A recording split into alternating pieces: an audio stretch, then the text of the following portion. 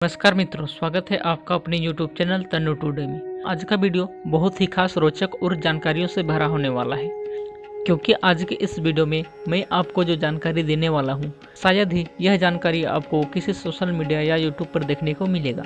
आज से अपने इंटरनेट के माध्यम से या पुस्तकों के माध्यम से यह तो अवश्य ही पढ़ा होगा या देखा होगा कि 7 ऐसे चिरंजीवी हैं और कहीं पर ये संख्या आपको इससे बढ़कर 8 भी बताई जाती है। ऐसे चिरंजीवी हैं जो इस कलयुग के अंत होने और भगवान कल्कि के अवतार होने की प्रतीक्षा कर रहे हैं, जो या तो किसी वचन से या श्राप से बंधे हुए हैं या जिन्हें वरदान मिला हुआ है और जो आज इस धरती पर जीवित है। लेकिन आज के इस वीडियो में मैं आपको एक ऐसे चिरंजीवी के बारे में बताने जा रहा हूँ जिसके बिना हम कलयुग के अंत और कल्कि अवतार की कल्पना भी नहीं कर सकते, जिसका कल्कि अवतार के होने और इस युग परिवर्तन के समय में काफ़ी महत्वपूर्ण योगदान है। लेकिन न जाने क्यों आज उसे हम चिरंजीवियों में गिनती नहीं करते, लेकिन वो भी आज एक चिरंजीवी है जिसका रहस्य आज तक लोगों के सामने बना हुआ है। तो आइए आज के इस वीडियो को शुरू करते हैं। अगर चैनल पर आप नए हैं तो कृपया चैनल को सब्सक्राइब करके नोटिफिकेशन बेल को ऑन कर दीजिए, ताकि ऐसी जानकारियों भरा वीडियो आपको मिलता रहे। मित्रों, जैसे जैसे कलयुग का अंत और कल्कि अवतार के अवतरित होने का समय सामने आता जा रहा है, वैसे वैसे लोगों के मन में उनके बारे में ज़्यादा से ज़्यादा जानने की इच्छा जागृत होती जा रही है। हमारी कोशिश यही रहती है कि हम आपको भगवान के अवतारों के बारे में, उनके रहस्यों के बारे में अधिक से अधिक जानकारी दे पाएं। जानते हैं कि आखिर वो कौन है जो चिरंजीवी होते हुए भी जिसकी गणना सब तक चिरंजीवियों में नहीं की जाती है। लेकिन इससे बताने से पहले मैं आपको बताता हूँ कि आखिर वो कौन से 7 चिरंजीवी हैं जो अपने जन्म से लेकर आज तक इस धरती पर मौजूद हैं और जीवित हैं। पहला, राजा बलि। मित्रों, आप राजा बलि के बारे में तो जानते ही होंगे, जो बहुत ही धर्मात्मा, बलवान और बड़े ही दानवीर थे। आप जानते ही होंगे कि जिसके कारण भगवान को वामन का अवतार लेना पड़ा था। दूसरे, परशुराम जी। परशुराम जी का जन्म सतयुग और त्रेता युग के संधिकाल में हुआ था, यानी कि राम जन्म से पहले। जब इस धरती पर क्षत्रियों का अत्याचार बहुत अधिक बढ़ गया, तब भगवान श्री विष्णु ने परशुराम का अवतार लिया। और आप ये तो जानते ही होंगे कि किस तरह भगवान परशुराम ने 21 बार इस धरती को क्षत्रिय विहीन कर दिया। तीसरे नंबर पर आते हैं अंजनी पुत्र हनुमान। हनुमान जी के बारे में तो आपको पता ही होगा कि हनुमान जी को भी अमरत्व का वरदान प्राप्त है। जैसा कि आप जानते ही होंगे कि महाभारत के समय में भीम ने भी हनुमान जी का प्रत्यक्षीकरण किया।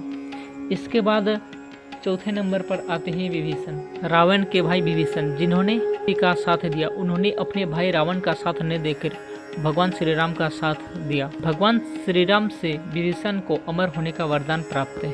पांचवा, महर्षि व्यास। महर्षि व्यास के बारे में तो आप जानते ही होंगे कि जिन्होंने महाभारत जैसे महाकाव्य की रचना की। उनका जन्म द्वापर युग में हुआ और उनके पिता महर्षि पराशर थे। 6 नंबर पर आते हैं आचार्य द्रोणाचार्य के पुत्र अश्वत्थामा। इन्होंने कौरवों की ओर से युद्ध किया और धोखे से सभी पांडवों के पुत्रों का सिर काट दिया, जिसके कारण भगवान श्री कृष्ण ने क्षुब्ध होकर इसे इनके मस्तक से मणि निकाली और घाव की अवस्था में ही इस धरती के अंत होने तक भटकते रहने का श्राप दिया। माना जाता है कि वे आज भी जीवित हैं तथा अपने कर्म के कारण भटक रहे हैं। हरियाणा के कुरुक्षेत्र एवं अन्य तीर्थों में उनके दिखाई देने के दावे किए जाते हैं।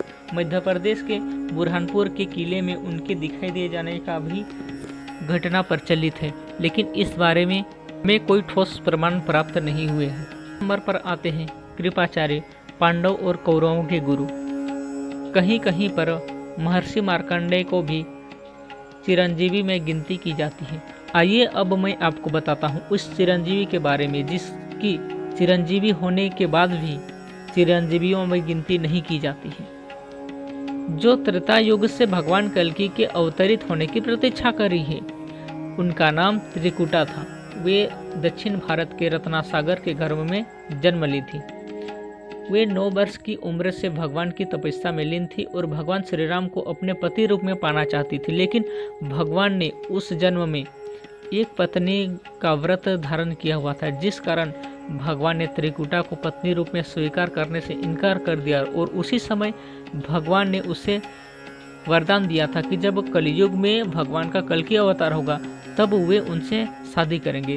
तो और वो माता त्रिकुटा जो उसी समय से तपस्या में लीन है अभी तक, जिसे हम माँ वैष्णो देवी के नाम से जानते हैं, और वो कल की अवतार के होने का इंतजार कर रही है, लेकिन इनकी गिनती चिरंजीवियों में नहीं की जाती है। इसके बारे में आपको पहले से जानकारी थी? अगर थी तो हमें कमेंट करके ज़रूर बताएं। इसके साथ ही और भी अमर लोग हैं जिनके बारे में अगर आपको पता है तो आप हमें कमेंट करके ज़रूर बताएं, और अगर नहीं पता है तो भी आप हमें कमेंट करें। आप कमेंट करेंगे तो मैं उसके बारे में भी आपको वीडियो बना दूंगा।